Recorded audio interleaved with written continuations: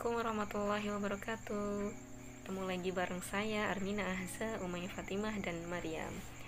Rasanya lama ya saya sudah tidak sharing di YouTube bersama bunda semua, karena semenjak saya lahirnya anak kedua ini saya belum lagi aktif di YouTube. Alhamdulillah atas izin Allah hari ini saya bisa kemudian sharing bareng bunda semua.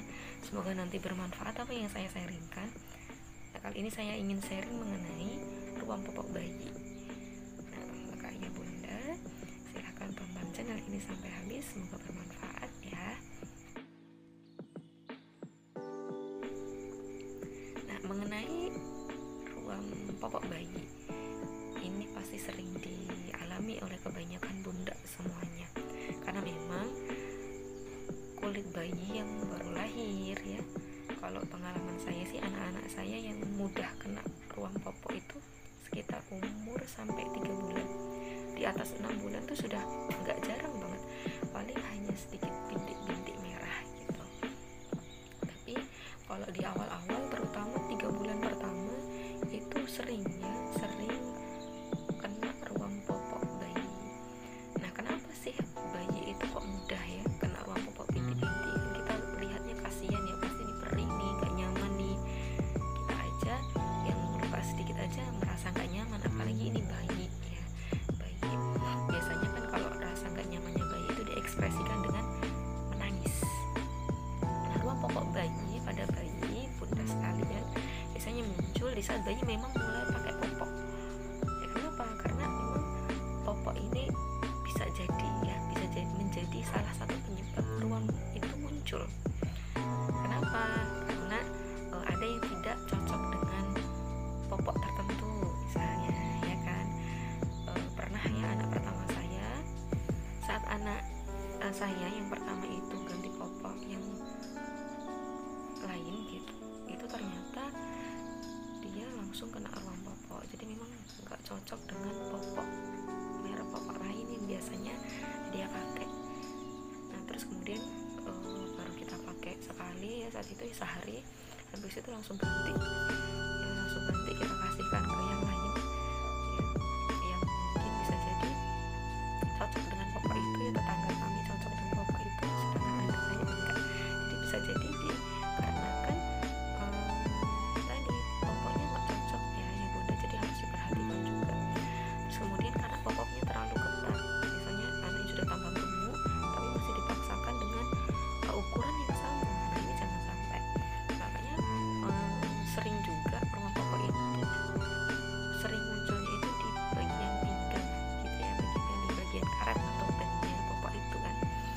Nah, terus kemudian juga bisa disebabkan karena kulit yang sensitif, kulit bayi yang sensitif, kemudian senyawa kimia dari air seni, kemudian kotoran ya, kan air seni itu kan kotor ya, najis, kotor gitu.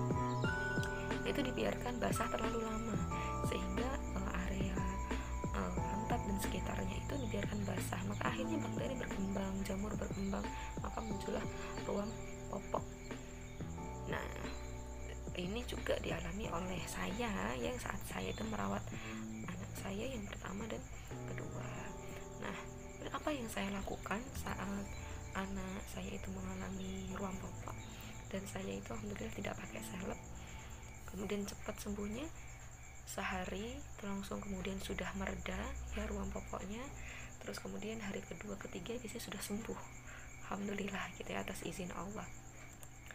Nah, kemudian untuk mengatasi ruang popok ini ayah bunda tidak boleh lupa ya untuk memohon kepada Allah, minta tolong sama Allah, bahwa yang memberikan kesembuhan itu adalah Allah Subhanahu wa taala. Jangan sampai kita hanya fokus pada ikhtiar tapi kita lupa berdoa kepada Allah. Nah, caranya gimana? Yang saya lakukan itu pertama ganti popoknya lebih sering daripada biasanya, karena tadi kan salah satu penyebab ruam itu muncul karena basah, kotor gitu, sehingga jamur berkembang, bakteri berkembang, muncullah ruam popok. Maka popoknya harus sering diganti. Nah, bunda pasti yang lebih tahu ya kapan seharusnya anak itu ganti popok. Kemudian biarkan udara masuk untuk mengeringkannya. Jadi saat muncul ruam terutama itu harus dibiarkan dulu ya, dikeringkan, mungkin dikipas-kipas sedikit gitu ya supaya kering, baru pakaiin popok itu. Terus jangan terlalu ketat tadi ya, jadi kalau memang berat badannya sempat naik ya sudah langsung ganti aja. Kayak anak saya yang kedua tuh hampir 2 kilo ya, mungkin sekitar 1,5 kilo tuh ya dalam 1 bulan itu naik berat badannya itu sempat, jadi langsung ganti popok sehingga ukuran popoknya sama dengan kakaknya dulu waktu umur 2 bulan 3 bulan gitu. Terus kemudian jika memungkinkan ya bunda, anak jangan dikasih popok dulu biar ruamnya cepat mereda, cepat sembuh. Kenapa? Karena kalau nggak pakai popok itu bisa cepat kering, terus kemudian ada udara masuk. Cukup pakai alas gitu dari kain gitu kan, terus kemudian jadi alas bayi kayak gini sih. Ayah bunda punya jadi kayak gini, pakaiannya aja biar nggak basah ke kasurnya kan gitu. Jadi itu seperti itu, jadi dibiarkan. Kadang-kadang saya begitu sih, sehari 2 hari gitu.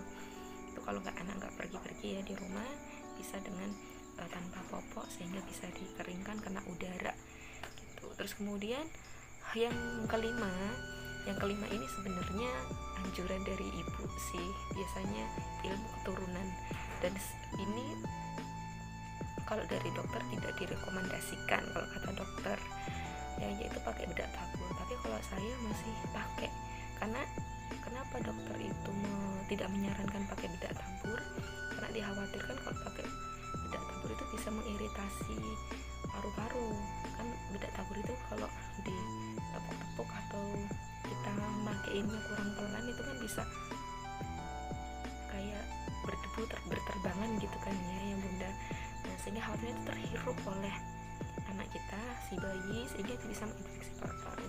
Makanya kalau mau pakai bedak tabur ya pelan-pelan aja gitu, jangan sampai berterbangan gitu ya, berterbangan. Nah, saya masih pakai itu, masih yakin dengan itu, dan memang ampuh sih untuk cepat mengering atau menjaga kekeringan di area pantat bayi gitu.